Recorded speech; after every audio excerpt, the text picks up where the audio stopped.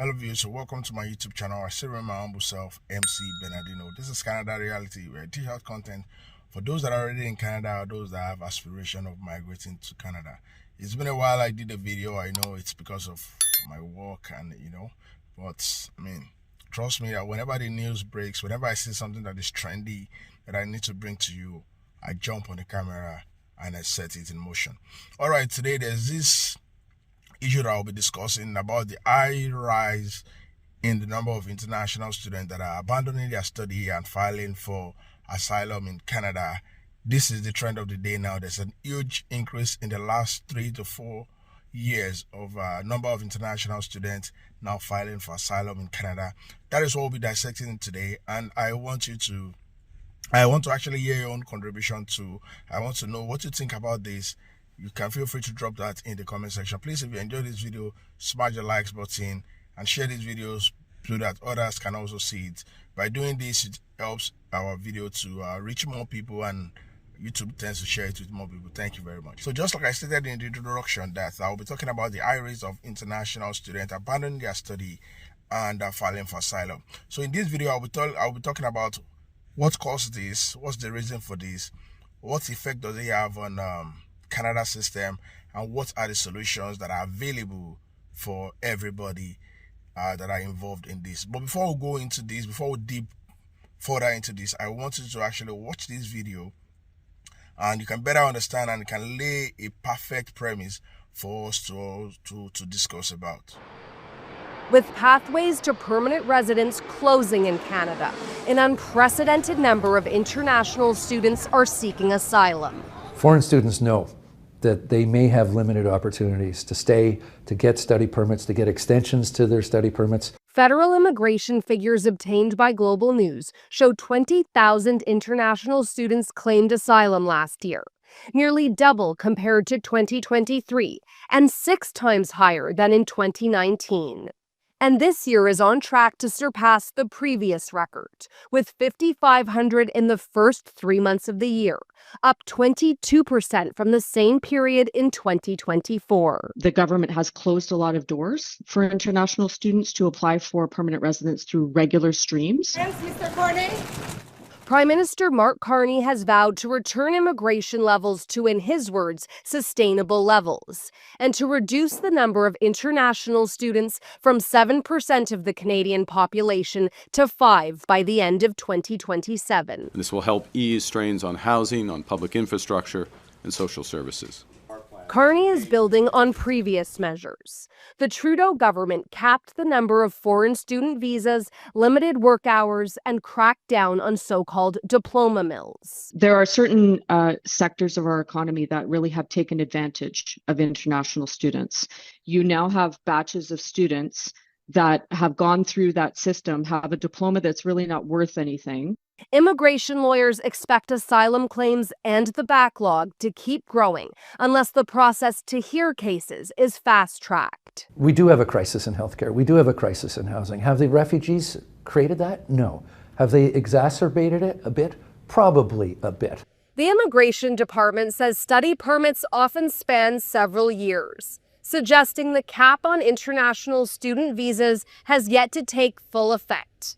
It also adds that the proportion of international students claiming asylum is small. Sharia Isri, Global News, Montreal. So based on this video, it's obvious that there's a huge increase based on research that was done. You discovered that last year alone, over 20,000 international students abandoned their study and filed for asylum. That was like a double of what we had in 2023, which was a little bit over 11,000. And when you compare it to 6 years down the line, that's 2019, the number of international students that abandoned their study for asylum was just 3,300, a little bit over in the year 2019. But now fast-tracking it to 2025, the year that we are now, already as at 3 months into this year, over 5,000 international students already abandoned their study, abandoned their program, and filed for asylum.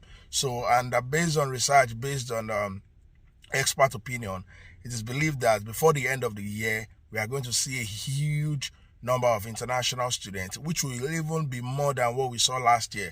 Don't forget, last year we saw a little bit over 20,000. So they are projecting that this year we might get more international students abandoning their study and filing for asylum. So now let's talk about what are the reasons for this. Why are people doing this? Why are international doing this? Because I could remember way back 10 years ago when we were students, it's not so alarming like this. It is the number of international students that filed for asylum then that abandoned their study was very minute, that you cannot really, compare it to what we have now. So let's talk about what are the reasons for this. Why are international students doing this? The first reason I want to say will be because of the broken promises. So when I say broken promises, IRCC initially they promised international students, when they come in, they study, they are done studying, there's postgraduate work permit, everything is clearly spelled out. But 2-3 years down the line, there are so many things that have changed. IRCC have changed the goalpost. So many rule changes, limited number of hours, not all courses are eligible for postgraduate work permit, and so many things have actually changed. So this, it's part of the reason why some of these international students feels that after coming to spend this huge money, they are not assured of getting their postgraduate work permit based on their course of study. They can't bring in their spouse. The number of hours they can work has been reduced to lesser than 20 hours or thereabouts. So when they look at the pros and cons, they feel that hiding under the canopy of asylum might be a clearer pathway. Another reason is the concern about home country. So when I say the concern about home country, I mean international students, why they are filing asylum, and generally speaking, people seek refuge in Canada because of their home country. Probably they cannot go back. So some of these international students, probably when they see that there's no work, postgraduate work permit in sight when they're done studying, or they don't have money to do the second program, and they look back on where they probably came from initially, they felt there's no way they can actually go back home. So the best thing for them is they can't go back home, they can't get their postgraduate work permit. Which other alternatives are available for them? They feel, okay, let me just file asylum, probably based on their peers' advice or a lawyer's advice. They just seek for asylum right away. So I'll take, for instance, people that came into Canada from Russia, from Ukraine some few years ago. They came in, they left their country in a good position, but now their country is not the way they left it. So people like that definitely would not want to return back to Afghanistan, Haiti, Middle East. They don't want to go back. So the best thing they want to do is that, what is the shortcut? What can they do? So people like that will feel if they can't go backward, if they can't go to their own country, they would rather just file asylum in Canada and remain in Canada. Another reason I can deduce for why people are doing this would be because of opportunities. Some of these international students, when they look at their contemporaries that filed asylum, they see how they get their papers very fast. They see how they spend less in order for them to get their papers, as compared to them international students that have to spend over 20,000 Canadian dollars or more to study. When they are done studying, they have to get their postgraduate work permit, apply for that. They have to wait for 1 year. The process seems rigorous for them. They spend more money and they are not assured of getting it. So when they look at their contemporaries filing for refugee, filing for asylum, they feel that they have a clearer pathway. They spend less and they integrate into the system very fast. Because as a refugee claimant, the moment you can file the asylum claim, from day one, government start paying you a certain amount of money, even if it's not enough. They integrate it into the system. If you are lucky, they get you an accommodation. They pay for your rent.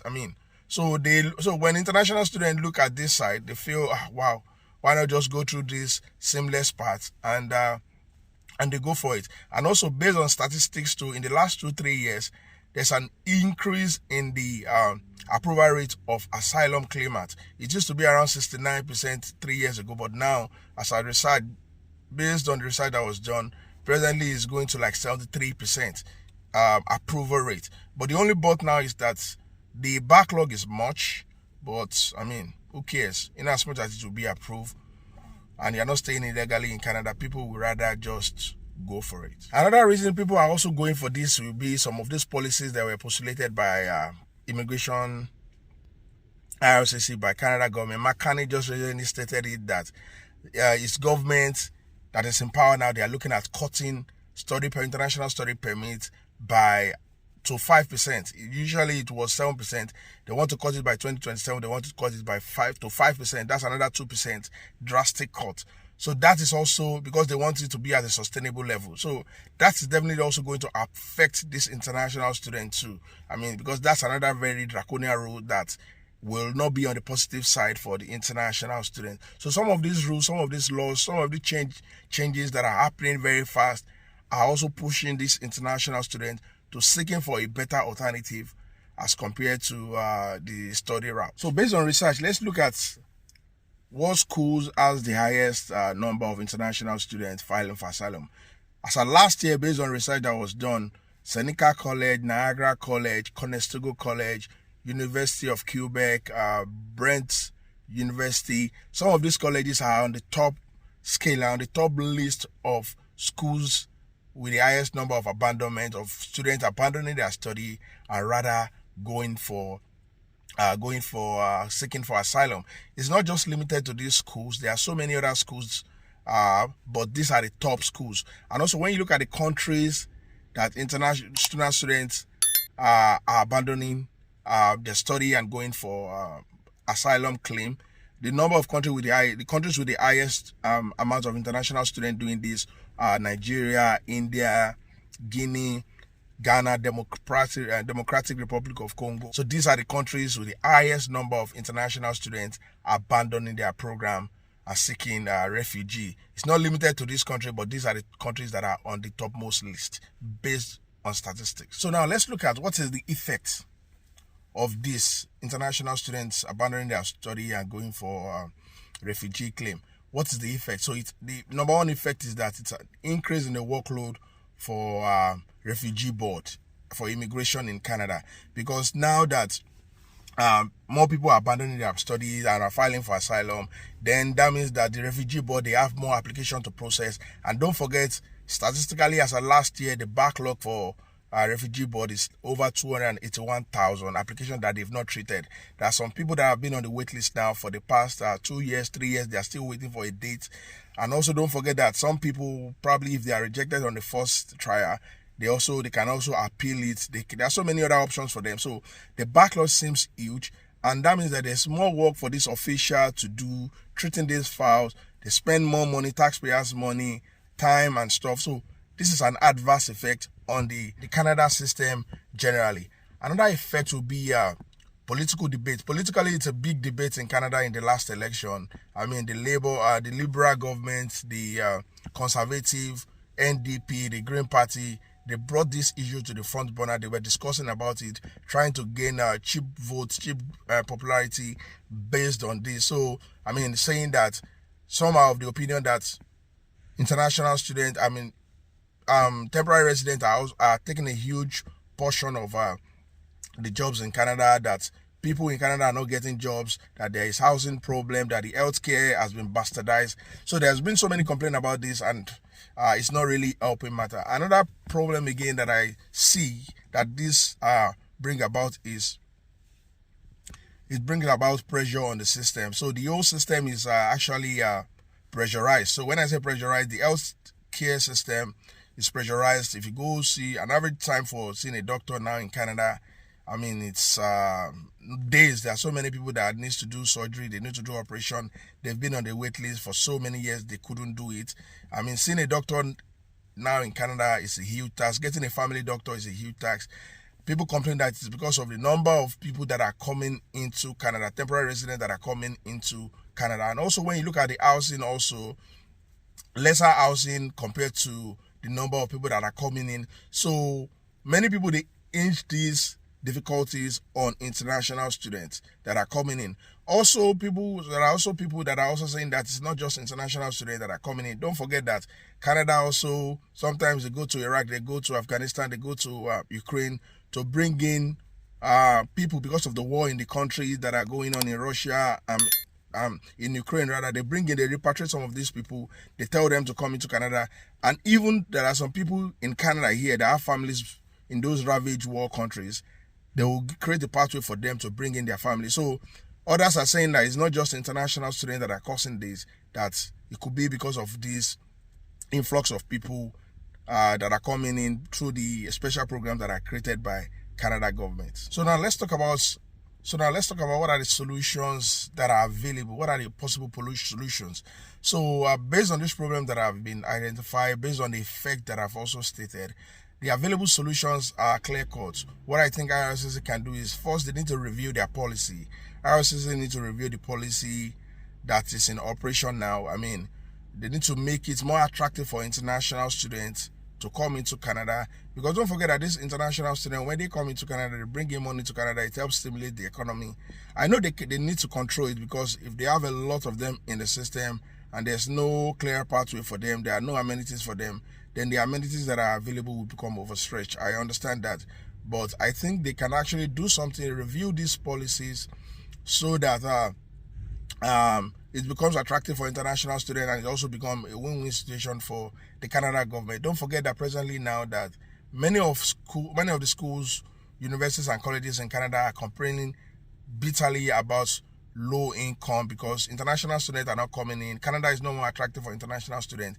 They are not bringing in those money, and some of these schools, they are not sustainable, because most of them, they use international students tuition fee to sustain themselves. There's lesser incentive from the government. So if they are not getting the international student coming in, how will they sustain themselves? So I think IRCC needs to review some of this policy.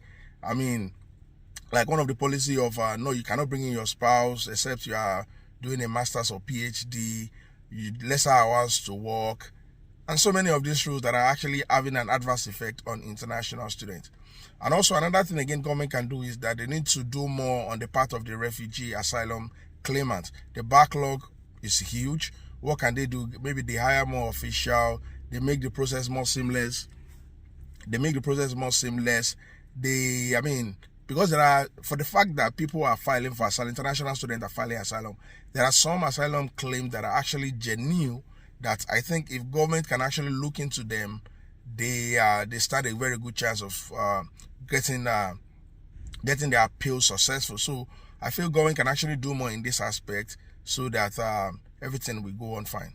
Okay, viewers, I hope you actually understood the video that I brought for you today regarding people filing asylum in Canada, what the effect is, what the solution is, and how it can be a win-win approach for everybody. If you have any question, probably you're in Canada as an international student, you file asylum or you want to file asylum, let me know what you feel in the inbox, in the comment section rather. Let me know what your opinions are. If you have any question, feel free to drop it in the comment section. Don't forget, I'm not an immigration lawyer. I'm just a passionate YouTuber that knows some about this process, because I've been through this process while I'm doing this video. So if you really enjoy this video, smash on the likes button, drop a comment in the comment section. Until I see you in my next video, I remain my humble self, MC Bernardino. This is Canada Reality. Peace out.